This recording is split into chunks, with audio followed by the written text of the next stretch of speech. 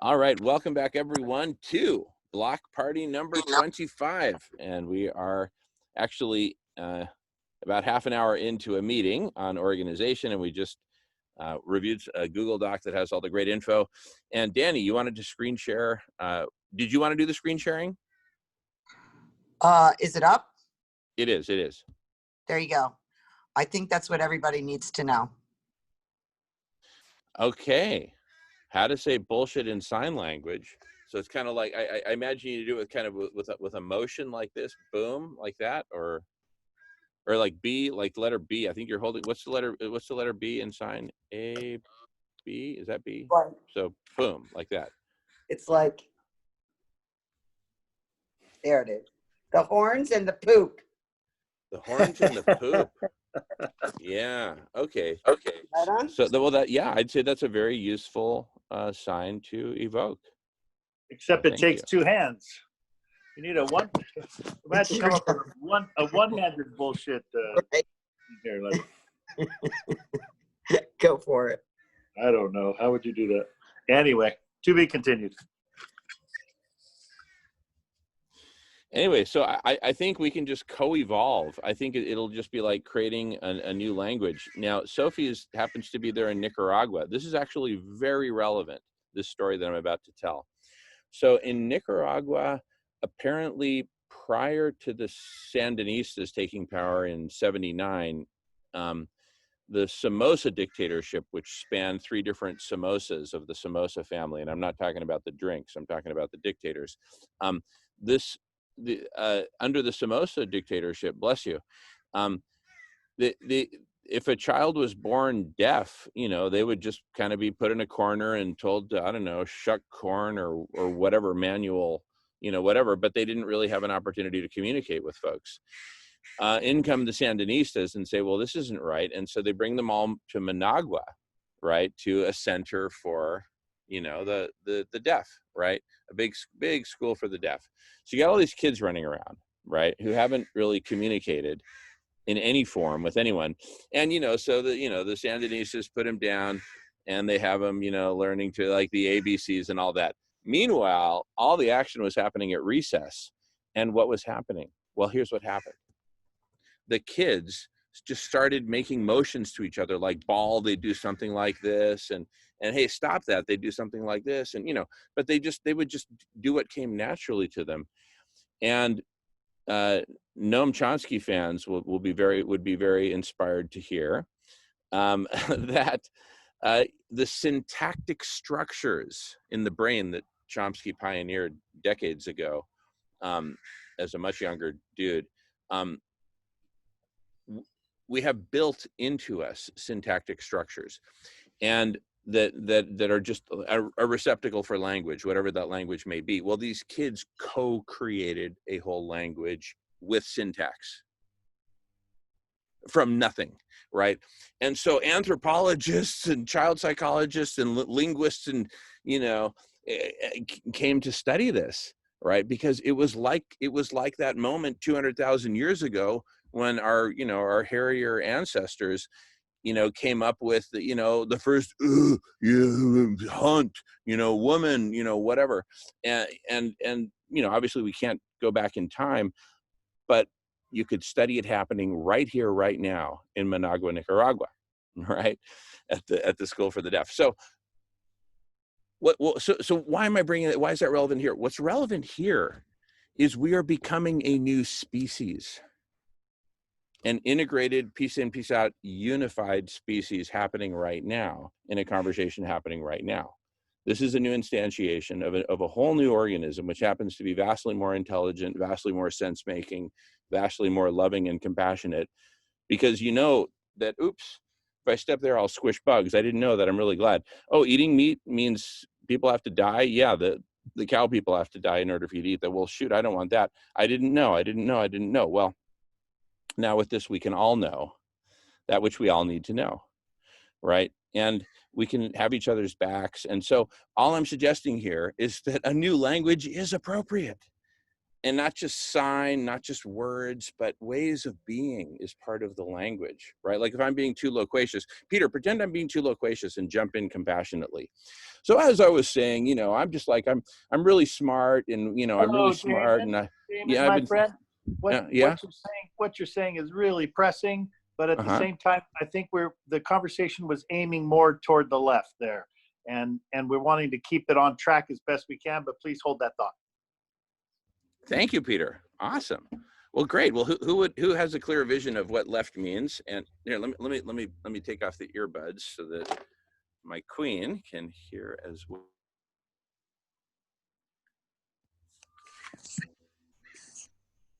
See, and now you quite literally moved the conversation to the left to Melissa. Exactly. That's funny, because I found this cool book today. It's Immortal Poems. I was just overhearing what Jamin was sharing. And is it okay if I just jump in like that? It's I perfect. didn't want to break the sacred agreements or whatever. When you find a secret book hidden under the house, and it says Immortal Poems, you must read. Seriously, thank you, Peter. So this was written by William Blake, and he was alive in the 18th century, so 1700s. It's called Auguries of Innocence. To see a world in a grain of sand and a heaven in a wildflower, hold infinity in the palm of your hand and eternity in an hour. A robin redbreast in a cage puts all heaven in a rage. A dove house filled with doves and pigeons shudders hell through all its regions. A dog starved at his master's gate predicts the ruin of the state. A horse misused upon the road calls to heaven for human blood. Each outcry of the hunted hare a fiber from the brain does tear. A skylark wounded in the wing, a cherubim does cease to sing. The gamecock, clipped and armed for fight, does the rising sun affright. How perfect is that? And he wrote that in the 1700s. Wow. Because you were talking, Jamin, about a new language, Yeah. And we've held this language of love in us probably from the beginning of time, and it appears frequently in poetry, dance, music, and the arts. And really, we're all becoming artists here. We're all bringing this language of love, this new language of caring for the planet and for all species, into our movements now, our words and our deeds. I just wanted to share that with you guys. And also we've talked about, kind of the codes of, courtly love, bringing back, the divine feminine and her place, and the divine masculine and his place in service of the divine feminine, right? Mm-hmm. And the wisdom of the divine feminine. And so, let me just throw out a radical idea, right? And because I'm so inspired by the Choshpaye system of the Lakota First Nation, right, of South Dakota. There, it's the female leaders, matriarchs, mothers, who come together and they reason together, right, without, this ridiculous sword fighting that men tend to do, right? So this radical idea I have is that we recreate that here, right? And that there literally be a breakout room that's women only, right, at the appropriate times for the appropriate conversations, right? Not that we try to do some segregation thing, but not at all, because in general, I love us all being together. It's really what powers us all, right, is this exotic mix between divine feminine and divine masculine. But I'm just saying, this radical idea, as we're thinking about organizational structure, let's think outside the box, right? Mm-hmm. Go ahead, please. Well, I just want to, I don't know if you guys were present at Rohan's presentation at 9 to 11 on the Divine Feminine segment, where he talked about womb man. In the African culture, the first creation of woman was womb, W-O-M-B-M-A-N, and that it was the two together. And if you look in Christian mythology, so we go back to Lilith, Adam, and Eve. Lilith and Adam were twins, and they were combined, and then they were separated so that we could have this experience of separation and the ego.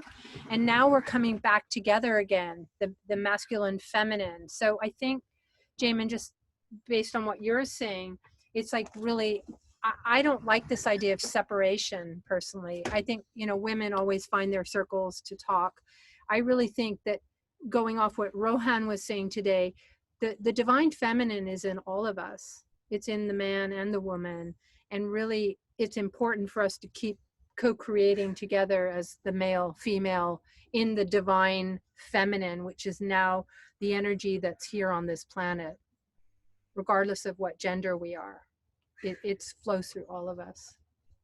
And I'd like to chime in on the, just going a little bit with the, in all the Native American traditions, the Chanupa is a union of male and female.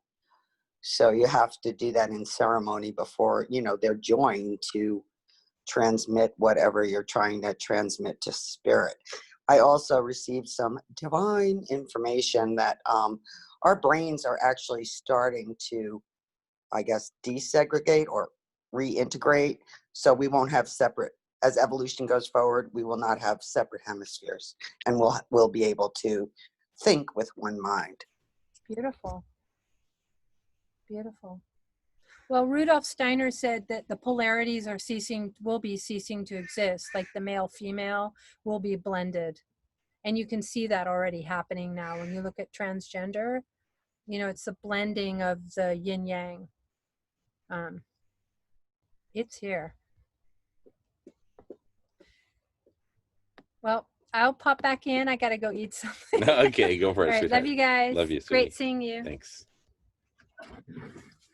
Thanks, Melissa. Thanks, Danny. Love you.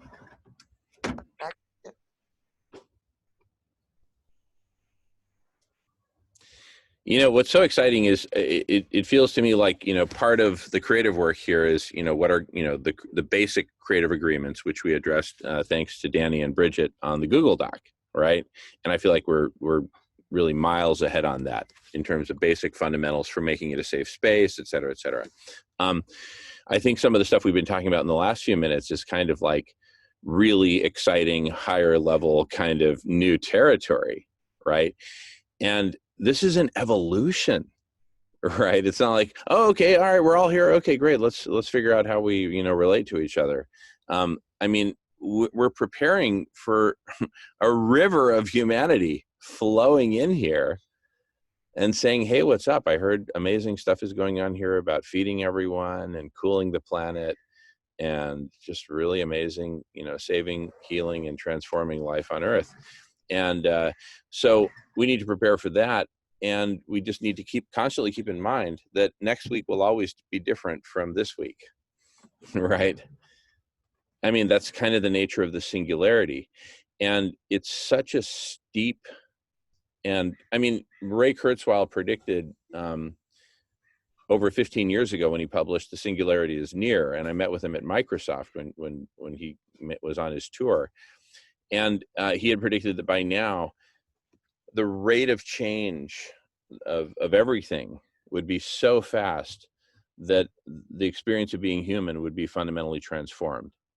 And that's exactly what's happening. Our experience of being human is radically transformed. So much of our living happens here, right?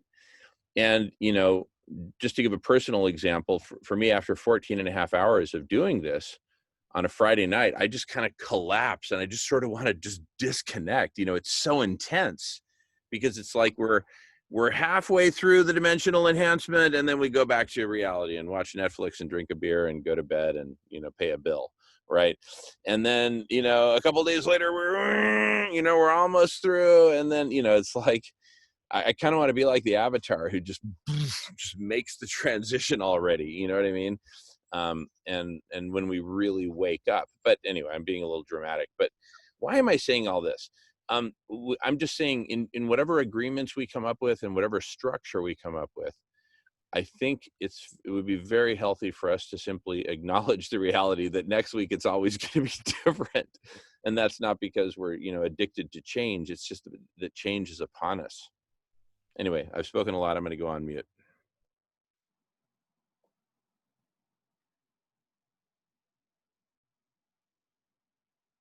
Does anybody have anything else to add to the agreements that they want to see included?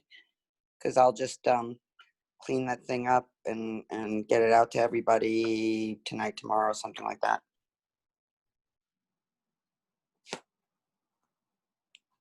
It looks really good, Danny. Thank you. My pleasure. Okay, guys. Okay, so that's one part of kind of the foundational stuff I was talking about.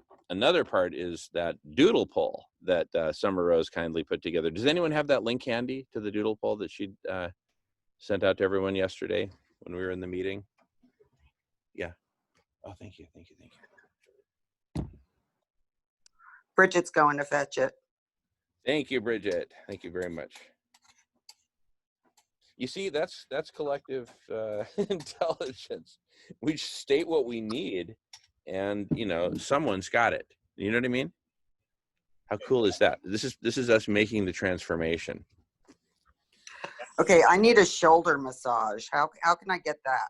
Okay, put your back to the screen, and Peter is so good at massages. He's gonna like telepathically massage you.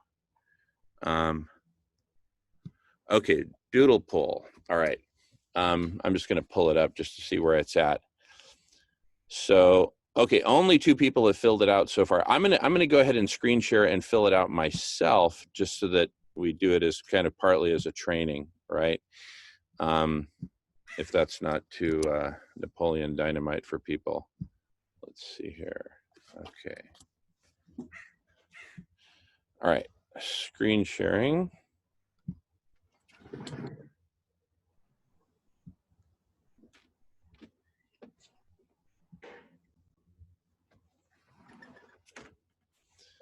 So enter your name. I'll just put Jamin Shively. Now, what's interesting is I haven't had to log in, which is really cool. All right. And also, I'm going to go to calendar view. So I typed in my name. It preserved my name. That's good. And I'm trying to, okay, there we go. I'm going to scroll it down. Let me know if you have any questions. The idea is that we fill it in for the month of August, but I'm just going to go ahead and, yeah, I mean, today's Friday. So I'm just going to specify that, see, like on Friday, see, I'm trying to click on it. How do I add? Do I click on this thing? I'm just learning as I go, literally. I'm clicking on this blue thing. Nothing's happening. What? I think you add in the other mode on the Oh, in the table mode. Oh, I get it. I get it. I get it. Okay, that makes sense. Interesting. Okay. So Saturday, August. Okay, so this is just for the month of August. And so I typically take off Saturday and Sunday. And so I'm just going to advance here. And I'll just fill in when I'm definitely in. And that is definitely Tuesday from 11 a.m. until like 8 p.m. So you see that? I'm just going click, click, click, click, click, click, click.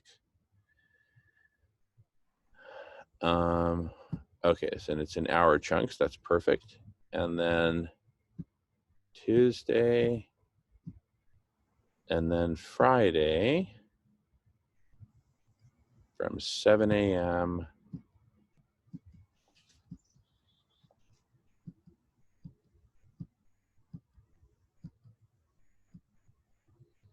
until typically around 9 p.m. Often longer, but you see, I don't want to commit to longer. Obviously, this is just to what one is basically ready to commit to. So that's Tuesday, Friday, and then I'll just go on to the next Tuesday, Friday. I'll just do it real quick so that it's done.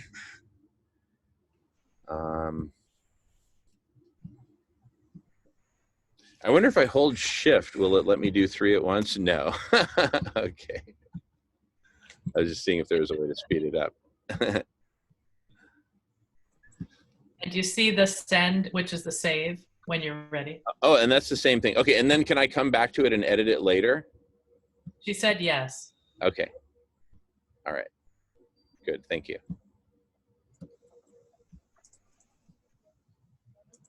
And then Friday, again, starting at 7. So this is it. Yeah, Summer Rose said it could be updated, as schedules change. Yeah.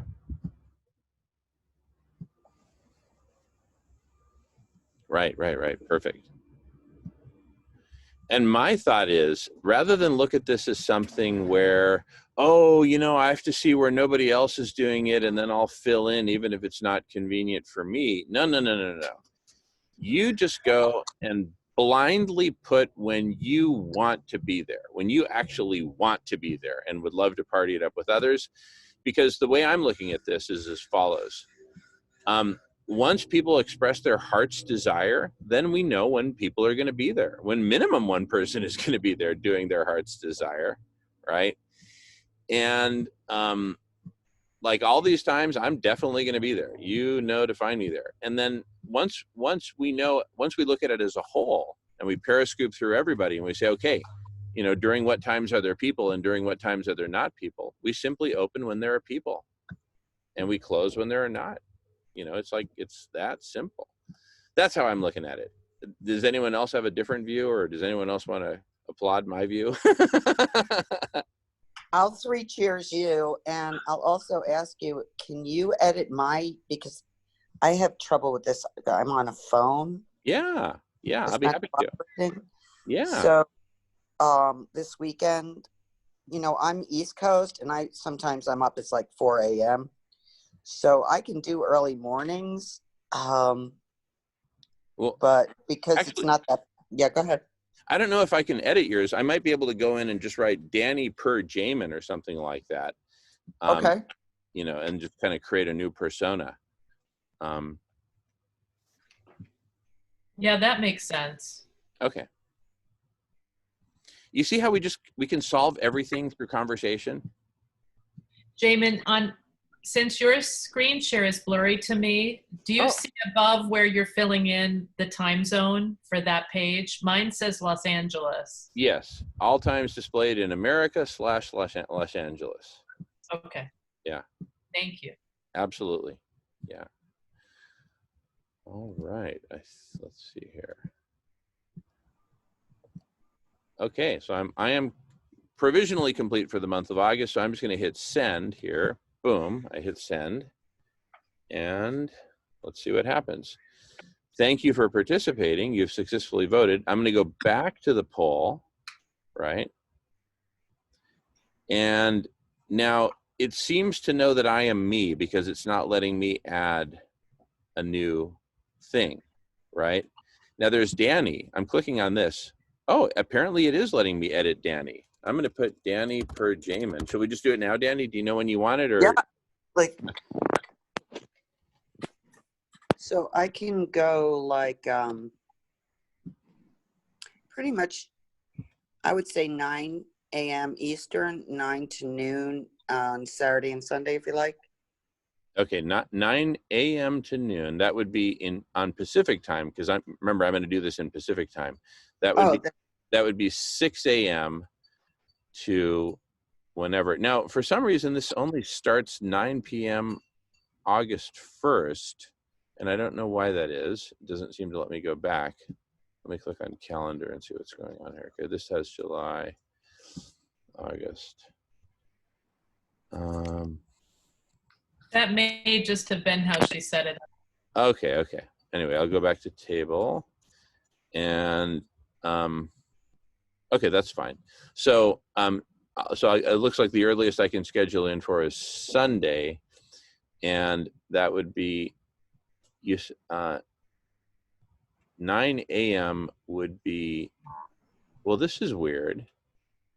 On this calendar, there's a missing. What happened to 6 a.m. to 7 a.m.? It's not here. Do you guys see that?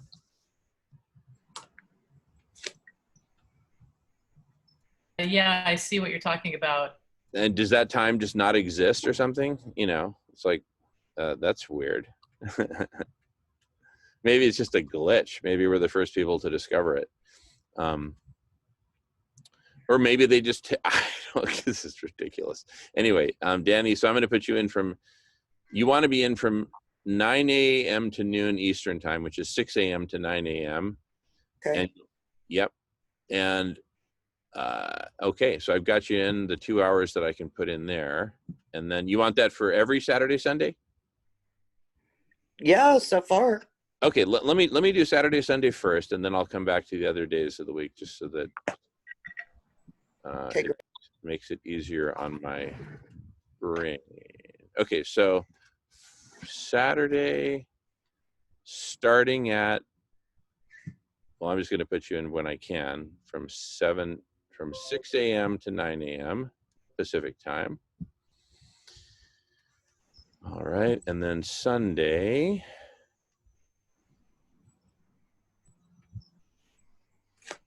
yep. Okay. So I'm noticing something interesting since you brought it up, Jamin. Yeah, yeah. It looks like every week that time slot 4 to 5 and 6 to 7 are not, there's not a box for those two. Yeah, Morning. yeah, yeah. Interesting. It might have been an input, hiccup. Totally, totally. Yeah.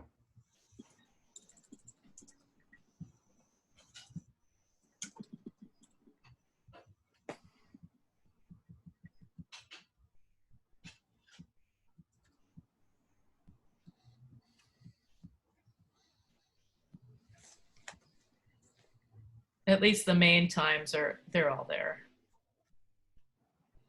Yeah.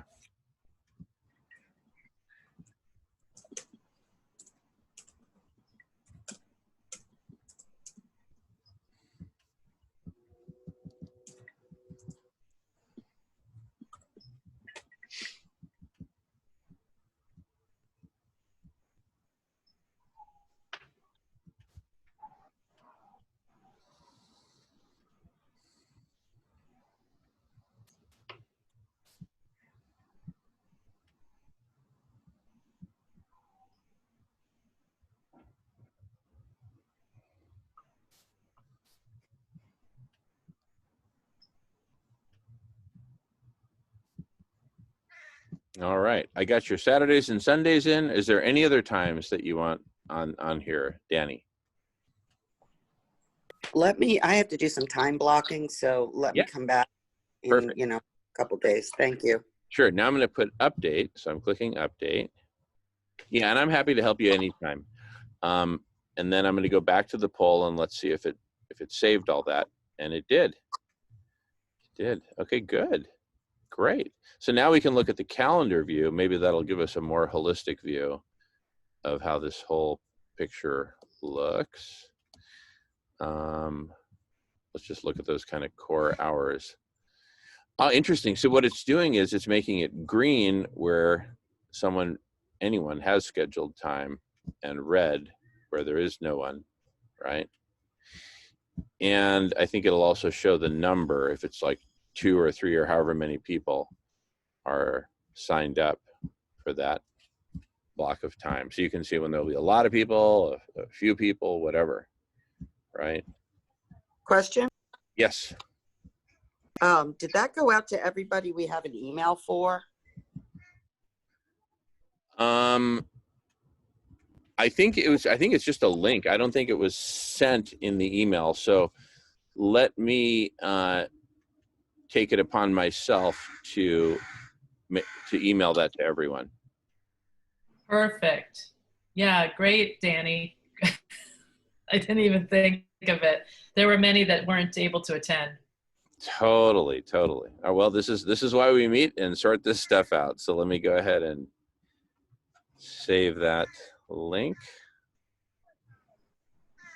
Okay, and is someone waiting to talk?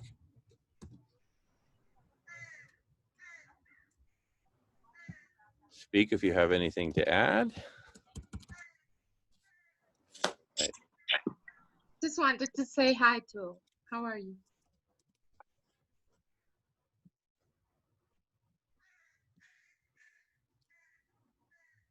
All righty, beautiful. So, so we got the doodle poll, and that'll figure, so we've talked about the agreements that are in the Google Doc, and I'll also include that in the emailing, so everyone will know where to go for what information, and that's super cool. And let's see here. So we've got agreements, we've got doodle poll for hosting. What else do we need to discuss that's relevant to how to organize ourselves?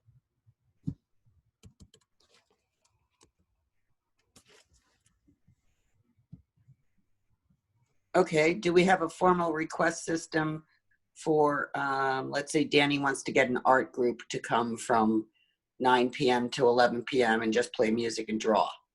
Do I submit that somewhere on Radish or where, what's that process? What I'm gonna propose is actually quite radical, and well, two things. So one, first of all, you don't need to pre-schedule it in advance. You can just show up and say, okay, today, hey everybody, I see the conversation is happening. I'm going to create a breakout room for this, and please promote it. And then you can tweet it in the moment. So you don't have to figure it out in advance, is one of the elements of it. And that may seem kind of weird to say right now, hey, there's only 8 of us here. What are you going to do? Take away half of us? No. I'm talking about we need to prepare for the evolution. We need to prepare for there being tens of thousands of us gushing in every day saying, hey, I understand you guys are ending hunger and I'm here to help. Right? And we're saying we're here to recruit you. So think like a fire hose, and we have to channel it. So you can do stuff on the spot. And in the now is really where things are happening. Rather than, 2 weeks from now would be a great time for me to schedule a 2-hour. No. It's really kind of in the now.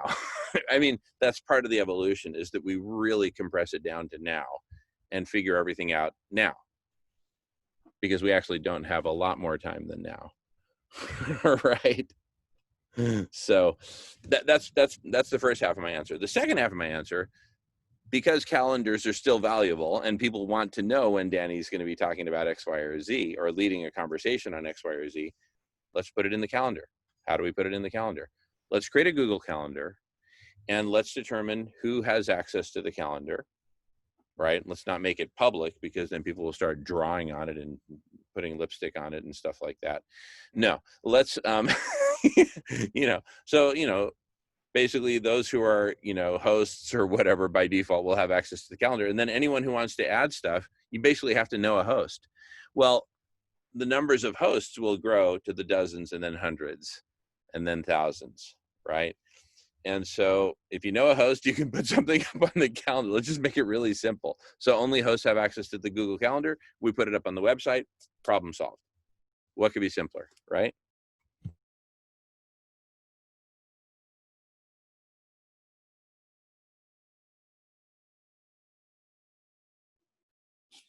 Sounds good to me. All right, I'm going to need to break for lunch in about 12 minutes. 12 minutes is a lot of nows, so we can get a lot done between now and then. But I also wanted to bring up another topic that relates to organization, if I'm not moving too fast, and pause me if I am. And that is, what sort of governance do we want for this thing, right? Governance is kind of a non-issue now because we're small in number, but again, think evolution, think exponential, get ready for the tens of thousands gushing in, right? And, lest we devolve into a dictatorship, let's have some form of, democracy, sociocracy, holacracy, something that ends in ocracy, right? Yes, Jimena, go ahead. Theocracy.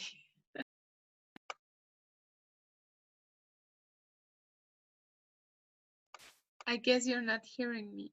Oh, no, Are no, you hearing I'm, me? yes, Yeah? theocracy, right. Because the sound went away. The sound went away. Sorry. Oh, no problem. I can hear you now. I heard you just fine. You said theocracy. Yeah. We could do a kleptocracy and just charge members money. Just kidding.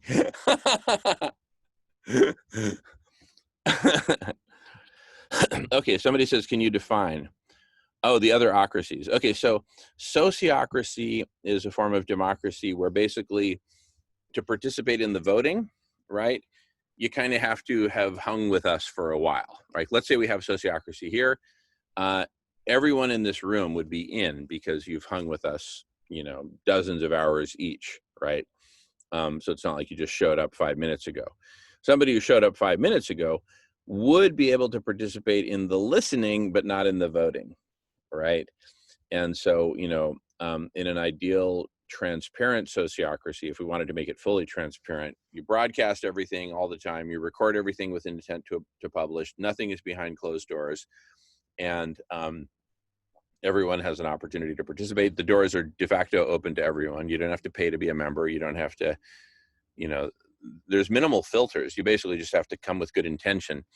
And so there's a whole system around it, and we started to implement that in this nascent vegan collective intelligence that I helped co-found over in Vegan World 2026. And we had some sociocracy rock stars who kind of helped shepherd us through the process. And it was like pretty interesting, actually, pretty cool. So, you know, it's a methodology, and books have been written on sociocracy, and I'm sure we could watch a 20-minute TED talk on sociocracy and why it's great. But I've also heard good things about holacracy, even though I don't know barely anything about it other than the name sounds cool and it makes me sound smart when I say it. But other than that, I mean, I'm sure there's other forms of you know, democracy, and you know, etc. Jamin, Yes, so. Extinction Rebellion is a holocracy. They experiment. They thought a lot about, you know, different forms of participation. They've got some headaches. Well, you know, so many people getting together, of course they've got headaches. But they also, you know, one of their main things is the Citizens' Assembly. It's to break this moribund, you know, power structure that we've got. And apparently this, well, what they're calling democracies is nothing like the original plan for the democratic process that was set up. It's a fake thing. It's nothing to do with, you know, the original stuff. I haven't read on it, so I can't. I did read on it, and it didn't all go in. But yeah, so that's interesting. Yeah, a lot of good examples to build off of. And by the way, I would say that the governance thing, the whole sociocracy thing, rather than give ourselves some homework assignment that we really don't want to do, let's wait until our numbers have grown, until there are some, you know, democracy rock stars who come in here and are just gung-ho to do that and help get that set up. Let them go to a breakout room and figure out not the plan, but a proposal for the rest of us, which then they then take to, and you know, there's got to be something like a, you know, a council, a board of directors, an advisory board, a Tiosh Baye, you know, council of women, something. But there is some body that basically says, okay, you know, this is what's so about the conversation, and this is what's not so about the conversation, and this is, you know, these are the platforms we're using, and et cetera, et cetera. These are the agreements that we've all agreed to. So there are some basically keepers of the agreements and keepers of, you know, the knowledge of, you know, what this is and why it's here and where we're going, et cetera, et cetera. To the extent that the conversation needs governance at all, right? It may be that we need a very light, gentle hand of governance, right? Here are the agreements, you know, here's how this works. Knock yourselves out, right? But if you knock anyone else out, then, you know, there's consequences, and that's all part of the agreements. So make sure you're familiar with the agreements, right? Ignorance of the law is no excuse, right? You know, one of the really difficult things with our systems is, you know, it takes it's very hard for most people to sit in an office in a big civic building and want to work. It's just so uncreative. It kind of tends to attract a certain type of nerd. I don't mean a creative nerd. I mean a kind of, a kind of systems nerd. And I remember there was this, where I used to live, there was a protest. There was a piece of land that the developers were trying to grab, usual stuff, common land. And somebody set up a teepee there. And it was a kind of little protest with a teepee. And then they invited the council down. The council would be like your town hall people, what do you call those? Anyway, our councillors were invited down to the protest to have a council meeting down there with the teepee. So they all gathered around the fire. It was great. Everybody was chilled. And it was like a real conversation because they sort of shed all their formal bullshit because of the situation. And then it started raining. And then somebody put some of the fire in a pot and took it into the teepee, and we all had this meeting in the teepee. Well, this meeting became very much more expanded to a kind of almost like a sort of salon conversation with philosophy in that. And I'll tell you what, those councillors did not want to leave. They wanted to stay there in that teepee. So just in terms of rethinking locations, the whole structure thing has to be decolonized. That is, all those buildings, all those unwieldy buildings, it's all bullshit colonization stuff, isn't it? Yeah, exactly. And, sociocracy, holacracy are basically fundamentally decolonized to their very core. And in like 3 minutes, I'm going to decolonize this meeting by, stepping aside and letting you wonderful ladies figure it out from here. I see Peter's gone a little bit silent, and so maybe this is the universe telling us it's time for the ladies to convene and for the guys to step aside. I don't know. Peter, how cool you know your place. Ladies, have you got an interesting particular ladies subject that could be discussed during the ladies meeting? Well, the ladies, the men around in the old colonial way, the men are all having their sherry or whatever they drink, or their port and their cigars, and the ladies are going off to the room, like Jane Austen. And we choose a discussion that is very lady-centered. And we'll just put a big sign outside that says the ladies' room, and we're good to go. All right. By the way, so that's how we say water closet in the Americas. We call it the ladies' room. All right. With that, okay, Peter says it's time for him to boogie too. So it actually is happening. So Jamin, who do you have as your final performance as host? Can you play my going away song that I requested an hour and a half ago that you said we'd get to later? Yeah, absolutely. I'll do that now. But first, who wants to be hostess for the next half hour or so? And then I'll be back at the top of the hour. But who wants to be hostess for the next 30 minutes? I'll try it. Can I do it on a phone, Jamin? Well, it can't hurt to try. I'll tell you what. I'll make you hostess, and then could you please make me co-host so that I can then share. Or I'll tell you what. Yeah. Let me do that. So you're now hostess, Danny. Okay. And would you be good enough to make me co-host? And I do that how? I don't know. So I'll tell you what. I may have to do. Let's see here. Danny is host, and well, I don't know how to do that, but there's a lot of other co-hosts who could screen share. And I got you, man. Okay, am I co-host now? Oh, sweet. Okay, so I'm going to go ahead and Peter, how far up in the chat, or do you want to repaste it? I should be able to repaste. Let's see. Un momentito, por favor. Toma tu tiempo, señor. No hay prisa. Okay, here it comes.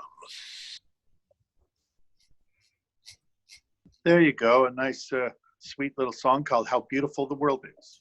Ah, love it. Love it. Okay, now I'm going to screen share. And I will, and then I will see you all at the top of the hour after this song plays. I'll be. Thank you. Okay, great to see you all. And I'll be back in 30 minutes for A New Story for Humanity with Michael Gaio from 3 to 5. Okay, great to see everyone. And here goes. Hey, buddy. Thank you. Sure.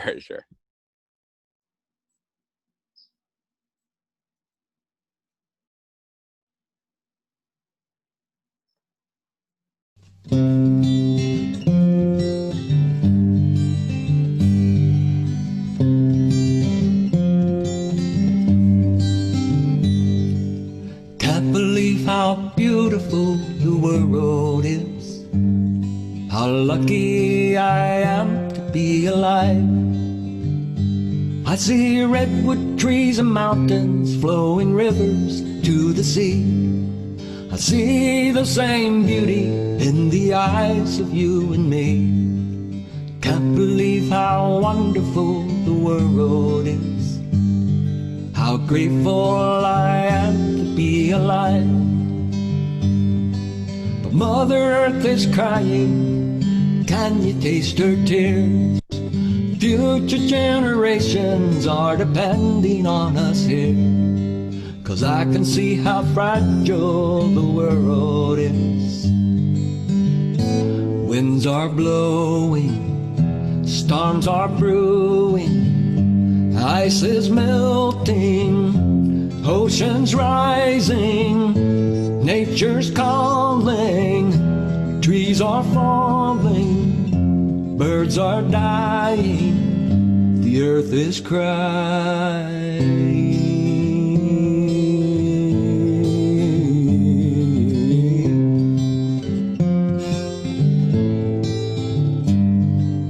Can't believe how bountiful the world is.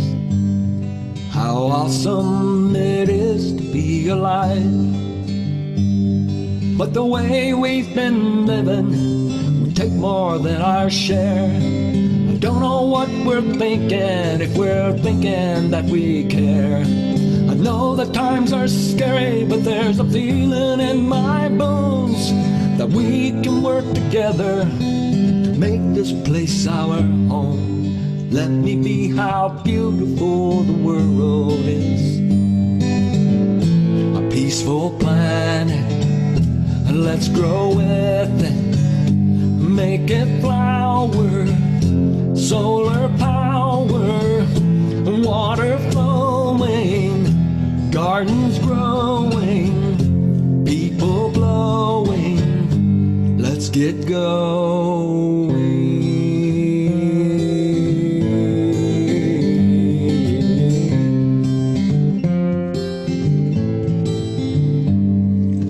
Can't believe how beautiful we all are. How lucky we are to be alive. But our grandchildren are crying, I can hear them weep. If we don't make some changes, what we sow is what they'll reap. Let them see how beautiful the world is. Let us be how beautiful the world is. Let us see how beautiful the world can be.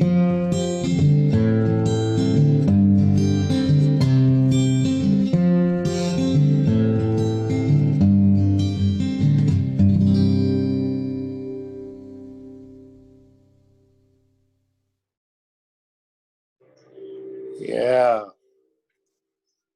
Beautiful, Peter. something like that. Created and co-written by yours truly. Nice work, That's Peter. awesome, Oh, Peter. that was lovely. Beautiful. Yeah. You must spread that one around. Yeah, You're a thank man you. of many talents, Peter. That is true. The magic flows through quite nicely. Yeah, it's interesting how it takes a long time to get to know one another and all the treasure that's buried in each soul, right? Yeah. Each individual. Are you playing the guitar in that as well? And is Nope. No, it's my buddy, actually, former wife of a gal I almost married 7 years ago. that Or nice? former husband of the gal I almost married 7 years ago. Wow. Yep. nice. Yeah. Very nice. Very nice. Thank you. Thanks for playing it. I have not shared it as much as I would like to, so I just decided it's time to share my musical side a little bit too. Nice. Thanks, Peter. Yeah, thanks, Peter. Yep, you're so welcome. Ladies, have a beautiful session, and Thank you. we'll see you soon. Qué bonito, gracias. And Sí, de Very nada, beautiful. Jimena. and I don't want to assume. Do you want to keep recording or do you want to pause recording? What do you ladies prefer? I vote we do because I have some beautiful pictures I'd like to share as a little pick-me-up for the whole group as we take our little R&R. So I would love for them to be recorded. Okay. Any other requests regarding recording versus not? Everybody good? Okay. We'll just keep it rolling then. All right. I'll see y'all in a bit. Top of the hour. Thanks, everybody. All right. Adios, ladies. Mucho amore Thank, para thank you for todos. that. Cheers, Thank you, mate. thank you for that nice song. It was brilliant. Thank you. I just want to acknowledge very Christopher is not a lady, and I think he just popped on. We thought it was just ladies here, but anyway, he could maybe dress like it. No, I'm just kidding. Anyway, So, ladies and gentlemen, Actually, no, Christopher, would you like to be an honorary lady for this situation? He has lovely long hair.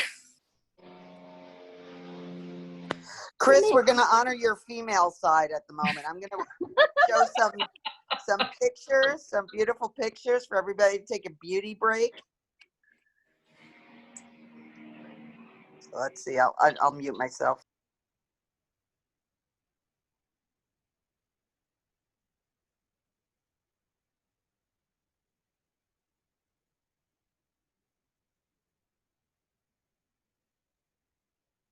Is that what I think it is?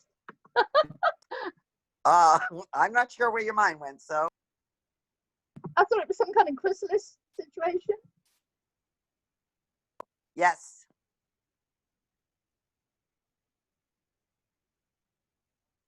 Strange little blobs of glue, aren't they?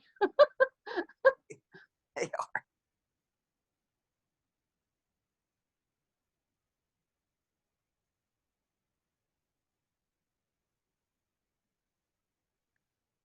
World's tiniest frog.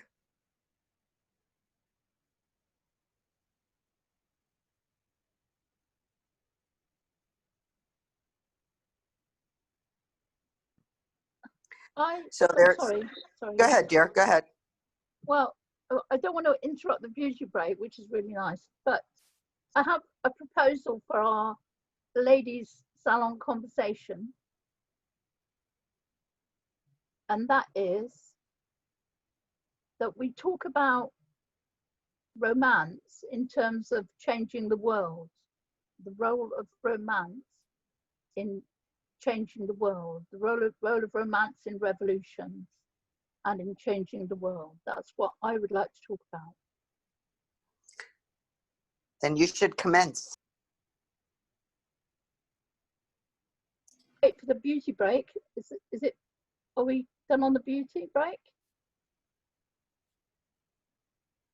So just before you commence your lovely sharing, this is Bridget, and I need to go to another meeting. So I just wanted to give you love from my heart and thanks for getting together. Love you, love you, love you. And Bye, look- Bridget. Have a great evening. Thank you. Thank you, Danny, for all your help. Thank you, everyone. Lots of love. Have fun, sweetheart. Thank you for being here. Thank you. Ciao.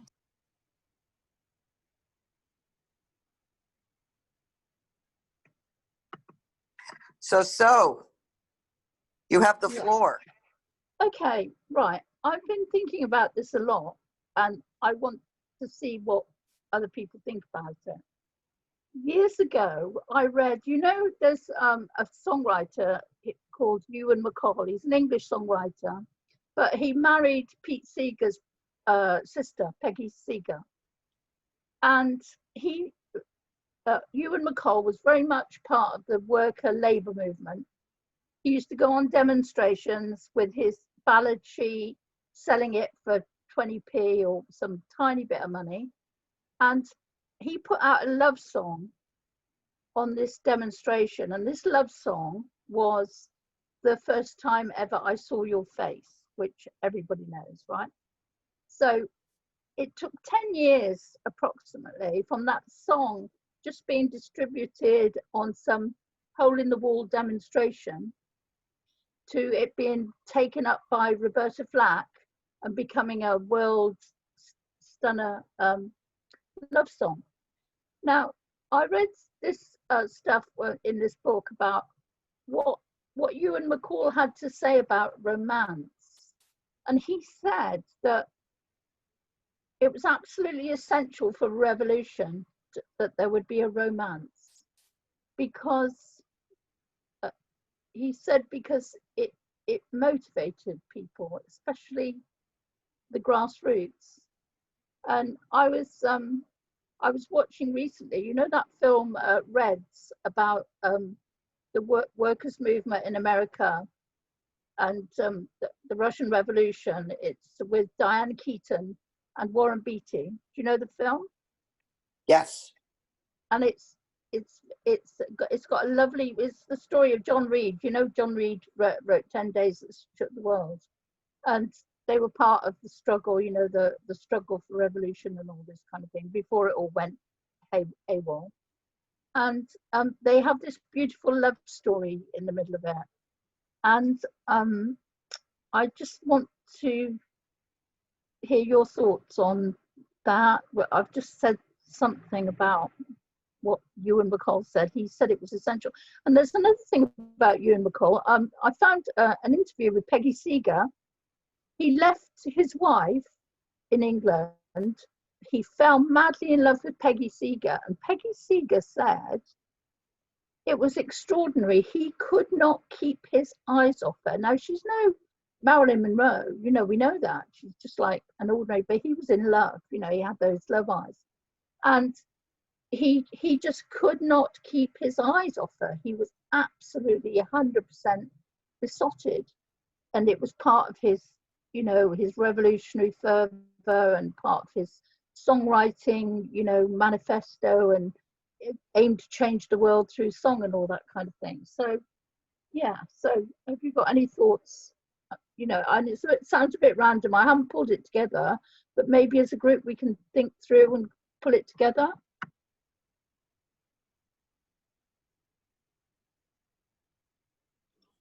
Does anybody have any comments? Maybe you need to elucidate a little bit more. So you're saying you think the love story is as an essential part of a moment of revolution, that the love story is actually an essential part. There's all the theory, there's all the thinking, there's all the how do we organize and all this kind of thing. So it's about changing the world and the role of the love story within that. Well, would a love story apply to just rekindling your love for being alive? I mean, it's not restricted. I'm thinking more like in the romantic sense, like Diane Keaton and the part, in love with John Reed. I don't know the name of the character, but in Reds, and that it's like some kind of essential, colourful motivator. And it's very hard to think of, great novels that have been written. They all seem to need this love story in them. It seems to be something essential that we need. The great plays and everything, we want, there's a strong desire for the love story. I mean, I don't I don't mean in the, you know, like the Mills and Boon romance sense, although that is a bait. You could argue that that is like a basis for it, but it seems to be an essential need of, you know, in art, the love story, and also in revolution, and you know. So what? I mean, do you know any great love stories or anything?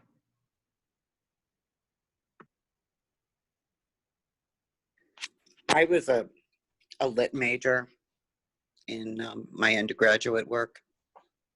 And so I've encountered a few, but what I think is the evolution of a love story is really our rekindling our love for just being alive. You know, it's kind of, and I think it's broadened out beyond just the exploration of intimacy, one person to another. So maybe this is a time where in expanded love, it's a romance between individuals and life itself. Yeah, I was thinking about, you know, the couple thing. It can be very narrow and conservative. You know, two people get together, they want a house, they want to have children. It's almost feral, isn't it? It's like, yeah, where's the ambition there? That's nothing. You know, any old animal in the forest does that. You know, they've got their little family unit. You know, what's so great about this? But when you have these great love stories, they're looking out. They have this unity, and it's a struggle always. Usually with these love stories, it's a big, you know, the path doesn't run smooth. There's a big struggle. There might be a third person involved. There might be trying to cope with free love. You know, with the guy might believe in free love, or the woman might believe in free love. There's this struggle. There's this real emotional struggle. And then there's the achievement of unity, but then it's a looking out, like the couple in Reds. There's this love, but their love is like, then it looks outward to the world, and it's wants to save the world. It's a much bigger thing than those awful little, you know, family things, you know, which I'm frankly, I just, you know, it's despicable. It can be despicable. I'm sure, you know, let them get on with that. I'm sure they're, you know, like cats and dogs, you know, like in a little place. But the thing is, I'm talking about those big love stories, and, you know, like we kind of hear of them, you know, like great reformers, and, you know, getting together and having kind of a spiritual, kind of an extra level love story. Yeah, looking out. And I mean, that's what I wanted when I was. I've been very, very unlucky in love, I must admit, but not for want of trying. And that's what I wanted. I wanted this person that I fell in love with, and we were going to change the world together. I didn't want this, like, oh, let's all look after the cat and get excited about the dog. I didn't want that. You know, like, oh, look at my house, look at my vases. I didn't want any of that. That was like a nothing burger to me. It was a something burger. You know, you've got to have something, somewhere to live. But I wanted us to look out. You know, that's what I modelled my great romances on. I read Little Women. You know, I wanted to be like Joe and the Professor, and we were going to run this school, or, you know, we were going to do something big. You know, that's what, I don't know what you all wanted. I have a recent encounter with a friend who I met through some activism on Twitter. And for some reason we connected, and we've never met, and we're just connected. So we chat all the time. And he's a writer, and that is like what he does naturally. But and he's probably in his 40s now. When he was in his 20s, he became a millionaire at like 23, inventing some early on internet kind of thing. But he's always sending me love. And he's had a lot of experiences, let's say, beyond the traditional human experience. And one thing he said to me the other night, because he has gone through COVID and he is documenting everything that he experienced and all the information he's gathered from the people around him in the medical community. And it's really, really, really something. But he told me when he was in his 20s, all he was ever focused on was true love. And he had a dream about his wife. And That was me. I was only interested in true love, yes. right. But it happened. He had a dream about his future wife. And 10 years later, they met and they've been married ever since. So, I mean, there is, you know, I'm sure it still exists, you know, for what people, but I mean, there's an opportunity right now for us to have like a giant love, like we could have intimacy and love, you know, if we get to the right spaces in our own experience with just life itself and every creature on the planet. You know, so it's not this little remote idea that this is the only way it's going to happen, right? That concept is gone. And it doesn't exclude the possibility of, you know, two people having that kind of a union or experience itself. It's just that we're all kind of turning on to, wow, you know, love is everywhere. It just is, because that's our foundation. Does that make sense? I noticed there's quite a lot of these environmental talkers. You know, they've got something to say on the environment, and they're getting together in couples. Sometimes they're same-sex couples, sometimes they're, you know, mixed-sex couples, and a number of them are talking about their purpose partner. So some of them are intimately involved. You know, they have like presumably having sex. Like, you don't ask, do you? So, you know, that kind of thing. And then others of them have just got this kind of love partner that is a purpose partner. I just like that. I thought, a purpose partner, that's a good one. You see, I wanted the love thing and the purpose all together in the one thing. And, you know, like throughout history, there was something called the spiritual marriage. And like the two leaders of the Salvation Army, Catherine Booth and William Booth, they had the spiritual marriage, which was like this higher level marriage, you know, having all the other stuff as well. And then there's another spiritual marriage. I don't know whether they actually got together for real sex or not, because one was a nun. And that was Saint Teresa of Avila and Saint John of the Cross. And their spiritual marriage, not only did it manifest itself in making all these communes and things, it manifested itself as poetry. They communicated in love poetry, which had a divine dimension. So I liked that. I read that and I thought, yes, I think I'll go for that. No luck. The lowest level of experience you can ever imagine was my fate, I'm afraid. I had an experience. I've only been married once, and I came at it very late, and I married into an instant family, and I actually became very friendly with my ex-husband's first wife. And I went into a Dolores Cannon regressive quantum hypnosis session once, and I saw how we all met back in Egypt, you know, what our past life had been together, and they were a unit. They were a unit then, and they were a unit in my marriage. And it was almost like there was no room for me in that sense. So I think that there, you know, you're with soul contracts and everything else, and people having these relationships from whenever,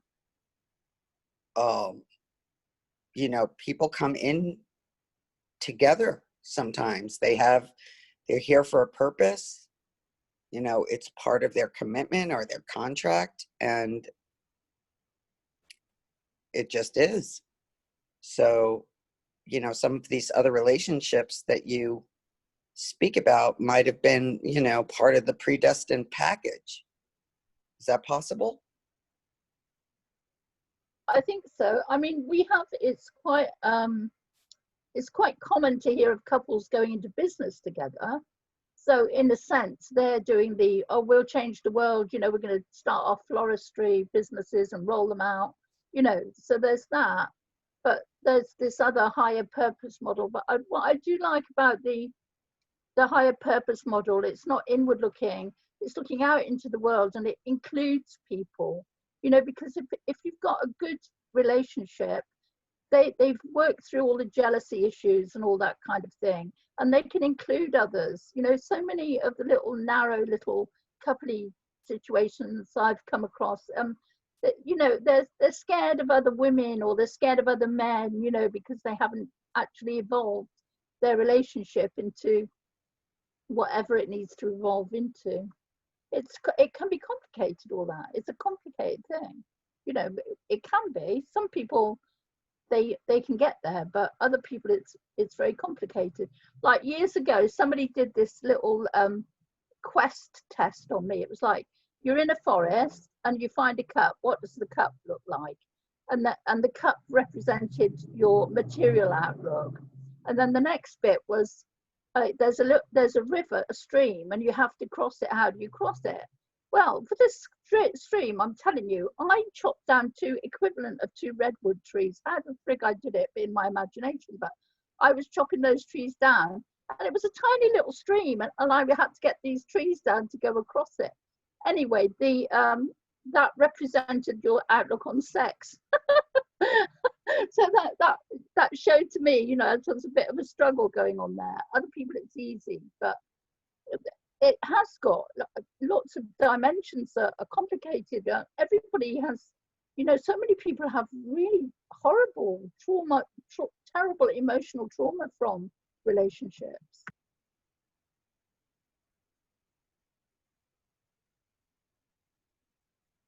Does anybody else want to chime in on this? We've got 3 minutes left. Zamina's got a hand up. Go, girl. Hi. I was just listening carefully to what you were saying. It's a little bit hard because my native language is not English, but I would try to explain my point of view. Hi, Michael. How are you? Hi, Dana. We are talking about romance as a way to transform humanity and this world. That was the theme, right? First, Pastorus. What's your name? So, Pastorus? So yeah, just call me so. Okay. Yeah, just how important it is for changing the world and revolution, the primacy of the love story. Ah, okay. Well, I think that romance, as I'm old-fashioned and I'm very romantic and I'm old style, and you know, but I think that we have to de-romanticize romance, because it has been like so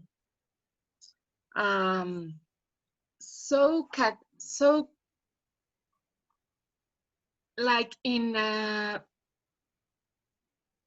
it has been placed like in a special category that is making people sick because they don't get or they don't achieve what they are looking at movies or reading in books, or this kind of romance fantasy that happens in movies, as you were saying.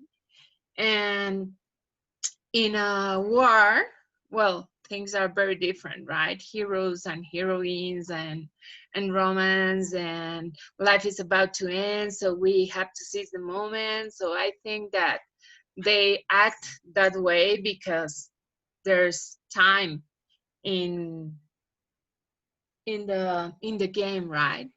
But I think that some things have to change for us not to be that neurotic as a society, and not to be like having fixations that love is only when the man tells you I love you, or when he brings roses, or has some good or nice gifts for you, or not, or does beautiful things for you, because I think that romance is so much more than that. It's not just like the things that happen in movies. It's more than that.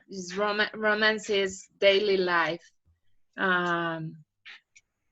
details that someone has with you, and romance could be lived in so many ways. So I think that de-romanticizing romance would help a lot, because we are like having these pink movies, like very fantasious and out of reality, and this is kind of like making women wanting to have that, instead of thinking that romance is built by so many other things and so many other attitudes, from women to men and from men to women, I think.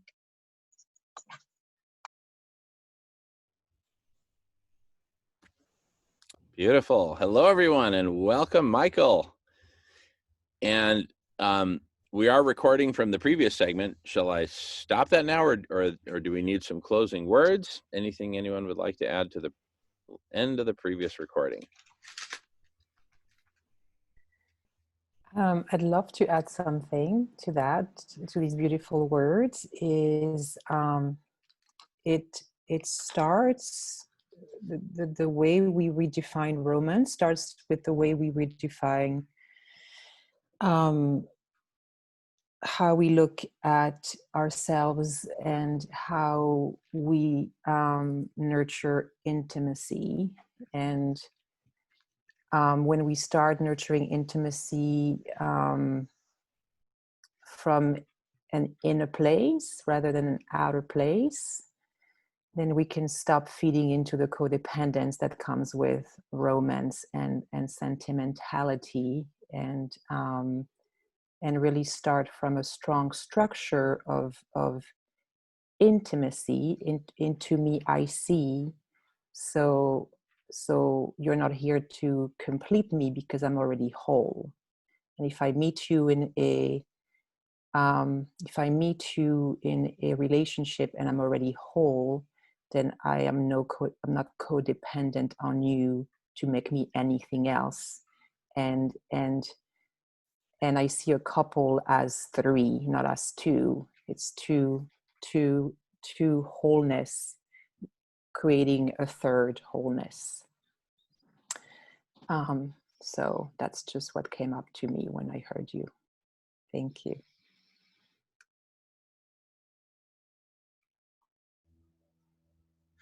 Beautiful, beautiful.